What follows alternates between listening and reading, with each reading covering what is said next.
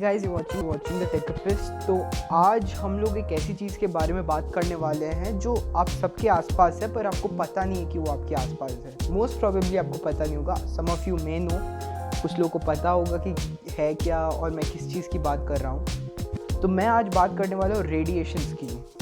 आप पूछेंगे ये रेडिएशंस है क्या?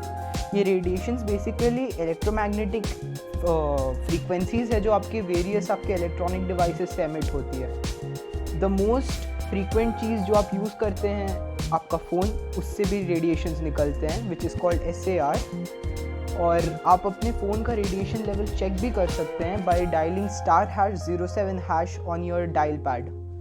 तो आपको अपने सार का डिटेल मिलेगा। और दो तरह के सार है, जो आपका हेड वाला होता है जो आपके मतलब उसके हेड से टच मतलब जो उसके हेड से एमिट होता है जब आप बात कर रहे हैं फ़ोन पे अपने ऐसे कान पे लगा के, और फिर उस समय आपको वो वाला रेडिएशन इफेक्ट करता है। अदरवाइज़ बॉडी का सार जो हमेशा आपके फॉर एग्जांपल आप अपने पॉकेट में रख रहे हैं तो उसमें भी रेडिएशन होता है, तो वो आपको इफेक्ट करता है।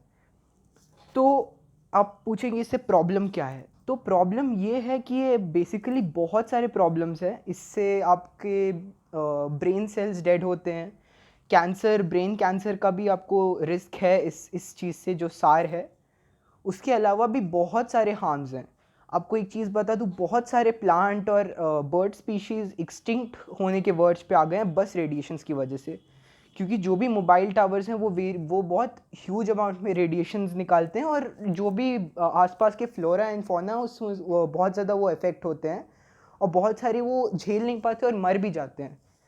फॉर एग्ज़ाम्पल आपको बहुत सारे बर्ड्स जो आपको सिटीज़ में भी दिखने को मिलते होंगे कुछ टाइम पहले, अब वो कम हो रहे हैं just because of the radiations, pollutions और बहुत सारी चीज़ जो सिटीज़ में होते हैं।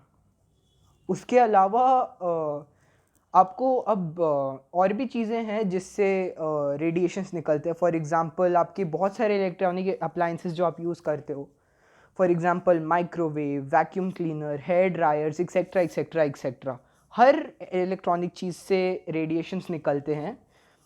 तो अब ऑल्सो वन अदर थिंग, आपको पता है कि हिरोशिमा और नागासाकी पे एटॉमिक बॉम्ब्स गिरे थे।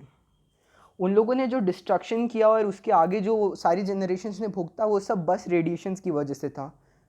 क्योंकि उसके अंदर एटमाइज़र रहता है जो आपको बहुत ज़्यादा अमाउंट में रेडिएशन प्रोड्यूस करता है, जिससे आपको जो भी आपको इफ़ेक्ट्स तो पता ही है उससे हुआ क्या उसके बाद।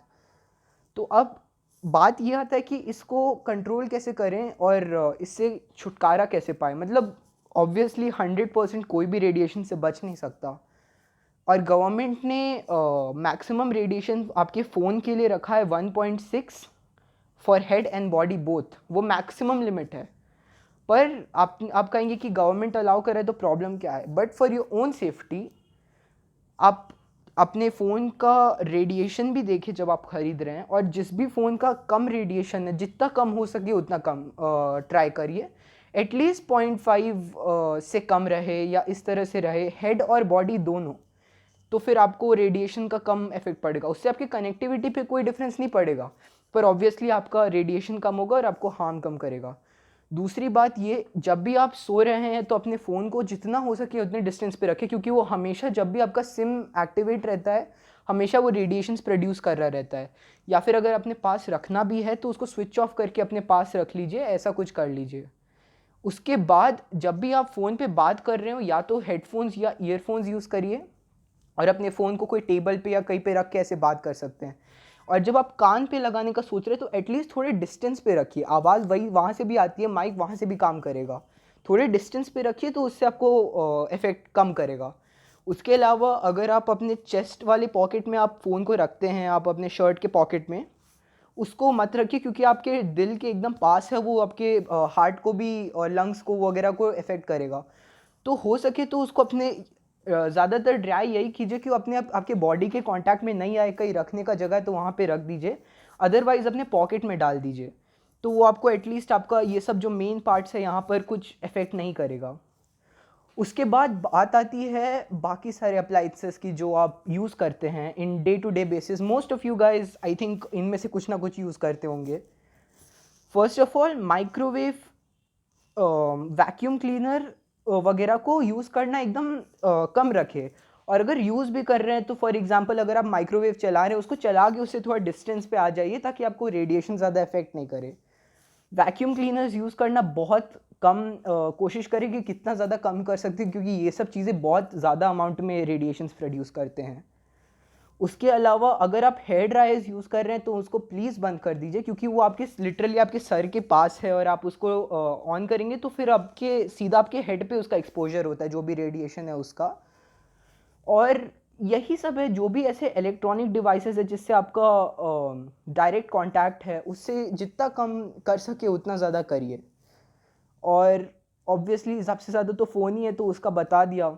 एटलीस्ट ट्राई करिए कि 0.5 से कम रहे उसका रेडिएशन। मैं ये दूसरी बार बोल रहा हूँ बिकॉज ये बहुत ज़्यादा इंपॉर्टेंट है, क्योंकि मोस्ट ऑफ द फ़ोन्स जो आप देखेंगे बहुत बड़े बड़े ब्रांड्स के फ़ोन्स जिसका रेडिएशन एक्चुअली बहुत ज़्यादा है, मैं नाम नहीं लूँगा लेकिन बहुत सारे फ़ोन्स हैं जिसका रेडिएशन ज़्यादा है। गवर्नमेंट परमिटेड है, बात वही है, गवर्नमेंट ने जंक फूड भी अलाउ किया है और हेल्दी फूड भी। वो आपके ऊपर है कि आपको जंक फूड खाना है या हेल्दी फूड। सो उसी के लिए है। तो आज के लिए इतना ही। जितना हो सके रेडिएशन से उतना ज़्यादा डिस्टेंस मेंटेन करें, जितना ज़्यादा डिस्टेंस आप मेंटेन करेंगे उतना ज़्यादा आपके लिए अच्छा है। That is it for today guys. अब मिलते हैं अगली वीडियो में। Until then bye.